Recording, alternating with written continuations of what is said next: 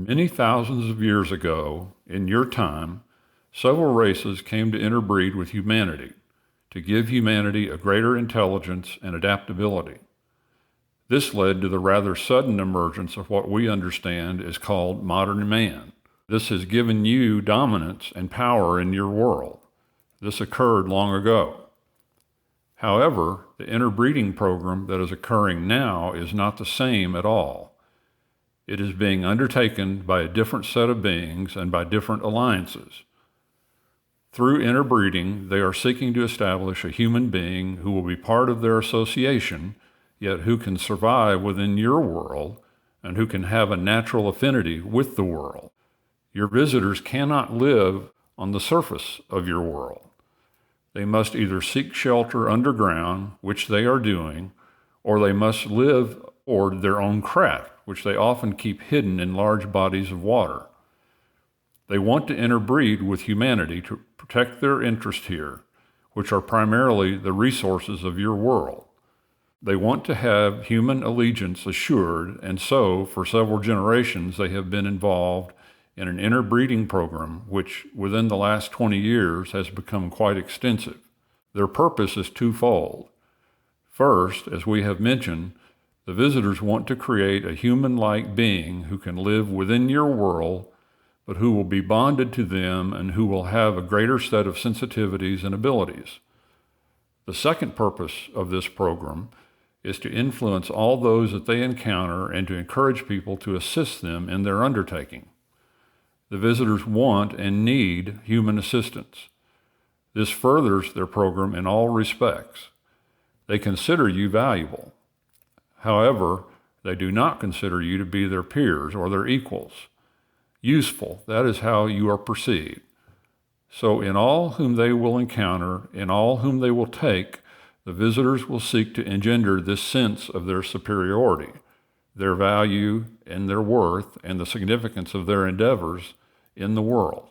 The visitors will tell all whom they contact that they are here for the good, and they will assure those that they have captured that they need not fear. And with those who seem particularly receptive, they will attempt to establish alliances, a shared sense of purpose, even a shared sense of identity and family, of heritage and destiny.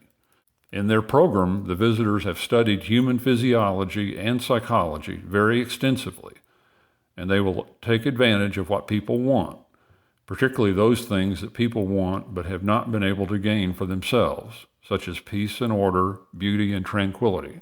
These will be offered, and some people will believe. Others will simply be used as needed. Those extraterrestrial visitors who have been potentially positive for humanity all have retired from the world in view of meddling. All those who remain are alien races that are not here for our good. This leaves us in an unambiguous situation regarding the extraterrestrial presence. This makes us able to clearly see who we're dealing with. Otherwise, it would be impossible to distinguish friends from enemies. The governments of the world have been seduced in many ways. They have made contracts with the intervention, which the intervention has violated. And now there are those within the governments of the world who are aware of the intervention and who support it. And there are those who are aware of it and who oppose it. So the seeds of conflict and opposition have been sown within the corridors of power within your nation's governments, many of them.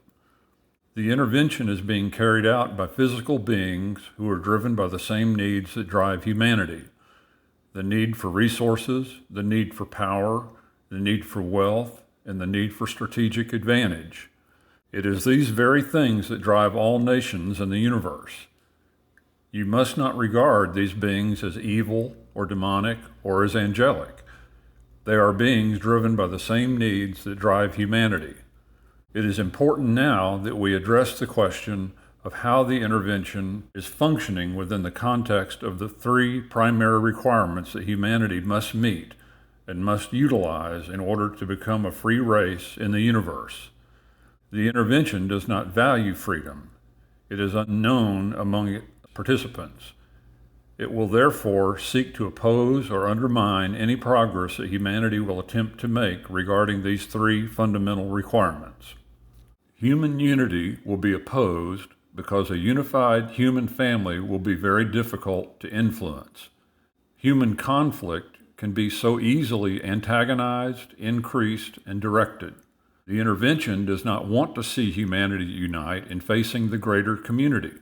Therefore, human conflict will be encouraged, particularly by those hybridized individuals who have assumed positions in advising human leaders. It is their advising roles that have the most influence here.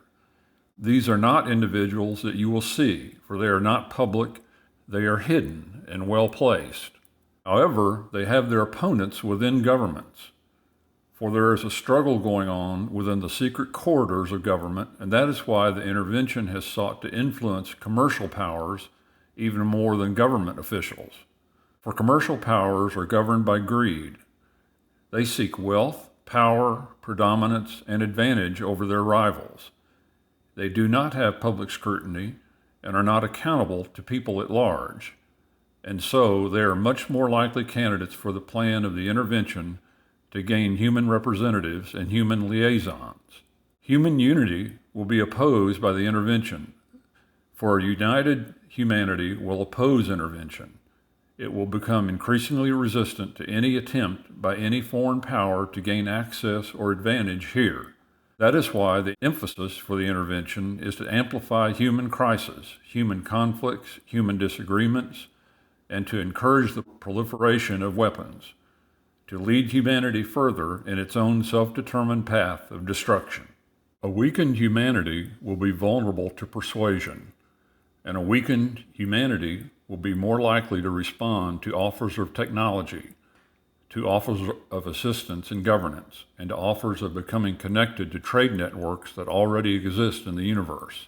If humanity declines, it will be hard for either your leaders or your peoples to turn down offers of technology and resources that will be provided for you, offers that will surely undermine your self-determination and make you dependent upon networks of trade, commerce, and power over which you will have no influence or control. These activities are not evil in the sense that you might think. They represent competition, and competition is part of nature. If you are to be powerful, others will compete with you. If you possess wealth, others will compete with you for this wealth. If you misuse the world, others will seek to take advantage of this for themselves.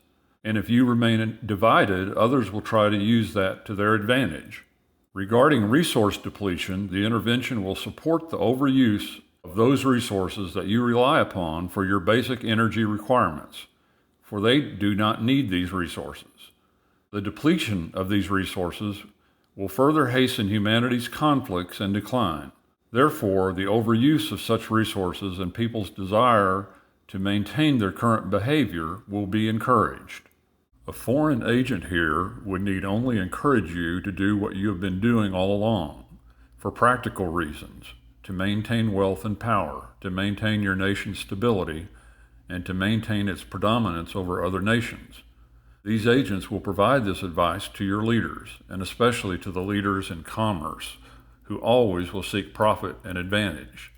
Since the intervention represents commercial forces, they are particularly focused on aligning themselves with human commercial forces in your world. Here, they share a common purpose and many common methods, and they can appeal to individuals who have the focus and the intent. Who amongst the powerful and the elite in your commerce and trade within this world could refuse the offer of advanced technology and refuse the offer of proprietary rights to something that none of their rivals possesses? Who could refuse the opportunity to engage in trade and commerce with powerful forces beyond this world? Leaders in commerce are not accountable to the public, to the people of your world. They are not scrutinized. Their positions are secure. They do not need to win public favor in order to proceed in their search for power. Who amongst them will refuse the offers of advanced technology and trade with other nations and the wealth, power, and advantage that such engagements might promise? Even your religious leaders will be encouraged to align themselves with the intervention. They will be encouraged to believe that the intervention represents advanced life forms, morally and ethically advanced, beyond anything that humanity has established, and that humanity must turn to them now for inspiration and for guidance. These religious leaders will be led to believe that the intervention is here as an act of providence, an act of God, to safeguard humanity and to assure its future. It is their beliefs and their emphasis that will be exploited here, for they are not able to see clearly and discern the meaning and the reality of the greater community. Amongst those who are rebellious and who seek to foster revolution, the intervention will give them inspiration. It can whisper in their minds. It can present images in front of them, images of their saints, images of their gods, images of the righteousness of their cause. These individuals who cannot distinguish a greater community presence from a spiritual manifestation will not be able to resist. Now they will feel they have divine will and support for their political goals. Now they will feel justified in taking any action, no matter how destructive, in order to fulfill their beliefs and their sense of justice. None of these inspirations comes from a divine source, for the creator of the universe would never support human conflict, or a conflicted race of beings living in a beautiful world that is valued by others. This conflict represents a critical advantage to an intervening force.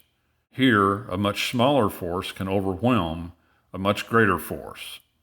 The collectives are a very small presence in the world, and yet they can have great advantage here, encouraging governments to take actions not in their best interest and encouraging conflicts that will only lead both sides to a greater decline and impoverishment.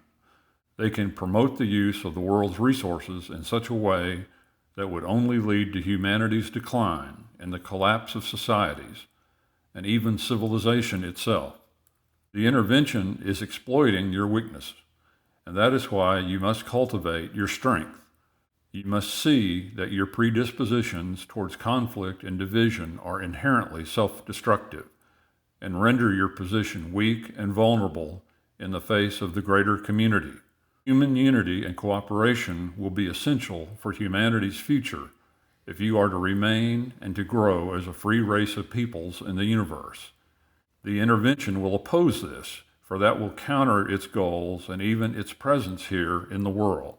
Regarding the issue of discretion, the intervention wants to know everything about you, how to govern your views, how to motivate your feelings, how to stimulate your emotions, how to make you behave in the ways that it wants you to behave. For control of the human mind and perception is essential to its ultimate goals of governance in this world. Human discretion, therefore, runs counter to the intervention's objectives and will be discouraged. Only in keeping the intervention's secrets will humanity's discretion be supported. Only in hiding its agenda and forgetting what individuals have been told and the often brutal experiments that they have been subjected to as they were taken from their homes and their families against their will. Here, forgetfulness will be encouraged, even with threats of violence. The intervention does not want the human population to know its real activities and its real intent. It does not want to see humanity become more powerful. It does not want to see humanity gain insulation from the greater community. For the intervention is here to establish dependence and cooperation. This is their pathway to success, a pathway that is not being sufficiently resisted within your own world. The power of knowledge is the sacred intelligence placed within each individual. The power of knowledge is unknown to the intervention, for if it were known, there would be no intervention, and such unethical behavior would not be attempted. The greater powers of humanity are not being used, and humanity is being encouraged to behave in ways that are not in its best interest. While it is true that humanity could commit all of its errors on its own, to have the support of the intervention only makes the hazards greater. This is being done in a completely hidden way. The intervention will present itself to its believers and its advocates as a benign and spiritual force. In reality, it will be supporting the very forces that undermine humanity's integrity, its unity, and its self-confidence. The intervention will undermine people's belief and confidence in their leaders and their institutions, thus fostering a vacuum of confidence that can easily be shifted to a foreign power that is presenting itself as a benign and advanced race. This is the nature of deception that is placed upon a weak and divided humanity, a deception generated by several competing groups of economic collectives who seek to have advantage here. Such activities and deception have been used by humanity as well, so these are understandable to you. Technology only aids the intervention in remaining hidden and giving it certain powers over people's physical response to their presence. It is the power of persuasion in the mental environment, the power of making people think what the intervention wants them to think, to feel what the intervention wants them to feel, and to do what the intervention wants them to do, that represents its greatest strength and advantage here. The intervention cannot use force, and it is not a military presence, so it does not have this capability. It will use its greatest strength, which is the power of persuasion, and it is using this to great effect. It has not won its objective yet. It has not achieved its goals yet, but every day the intervention grows stronger. Every day its influence becomes more pervasive. Every day its effort to pacify human resistance and to direct human activity increases, for it seeks to pacify those who would resist it and to encourage human conflict at the same time. The intervention is here to encourage the loss of faith in human leadership and human institutions. It is here to strengthen its presence as the saviors of humanity. Whether the reins of power would be given to it publicly and visibly, or whether it would occur behind the scenes, the intervention needs tremendous human assistance and support. It must do this to satisfy those who are watching its presence here from afar, and it must do this to gain ascendancy in the world without destroying the world's resources or endangering their ultimate goals here. You have the power to resist this. You have the power to resist this and many other forms of intrusion that will be attempted in the future. Humanity does not know its own strength, and that is why it is so vulnerable. Humanity does not recognize its advantage in living in a highly populated region of space where military conquest is not allowed and where war and violence are rare. You do not realize the advantage this gives you. If you raise your voice against the intervention, it is put at risk. If you oppose the intervention, if enough people can do this, the intervention must withdraw. You are living in a world of tremendous natural diversity and biological resources. Those who are intervening in your world today are not interested in the resources that you hold most dear. They are interested in biological resources, particularly those resources that represent the building blocks of life: genetic agents, chlorophyll, blood, and plasma. These are the things that are valuable and are greatly needed in a universe full of barren worlds. Some of this represents illegal trade that is not allowed for ethical reasons, but trade that exists nonetheless. Rare metals are also sought here, metals that you are aware of and metals that you are not aware of. These things must be mined with human assistance. Anything that a foreign race seeks to do in this world must have significant human assistance. This is because of the biological barrier that this world presents to the universe and to those races who have evolved in sterile environments, who are not adapted to be in biological, terrestrial environments such as this. Because worlds such as this are very rare, there are very few races in the universe who have this adaptation. That is why the native races must be cultivated and genetically aligned with the intervening races. It is a time-consuming process, but the results are believed to be worth it by those who are engaging in such activities. The intervention is of two kinds. There are resource explorers, which nearly always represent one race, operating with great freedom and impunity, which are clients of larger powers. Sometimes they are clients of independent trading networks that are engaged in illegal trade. Those resource explorers who have been in your world and who are in your world today represent members of this group. Then there are collectives who are multiracial, hierarchical, and very well organized. Their worker classes are bred for specific purposes, and they are involved in collective breeding, which is a practice not all advanced races are engaged in. The collectives seek a more permanent residence in this world. They seek it as a world that either they or their clients could own and govern from afar with human assistance. That is why such great care has been taken to study human psychology, human physiology, and your reproductive process, as well as the biological hazards that exist on Earth. That is one of the reasons that plant samples have been taken and the world has been observed for such a very long time. It is perhaps surprising for you to realize that an advanced technological race would have difficulty adapting to your world, believing that their science and medical technology would have overcome the difficulties involved here. But alas, so great are these difficulties that there is no race who has evolved in sterile or near sterile environments that could easily withstand the biological agents that exist here. Even the illnesses of your animals could affect them. So great is this hazard that in recent history few races have attempted colonization of this world. But now the collectives see an advantage, for humanity has built networks that they can use. Worldwide communications, worldwide resource extraction, and a sufficient level of technology that can, at a basic level, interface with what they use and rely upon. Humanity is also developing greater sources of destructive power, and should this power be fully cultivated, then interventions such as this kind would be more difficult to attempt.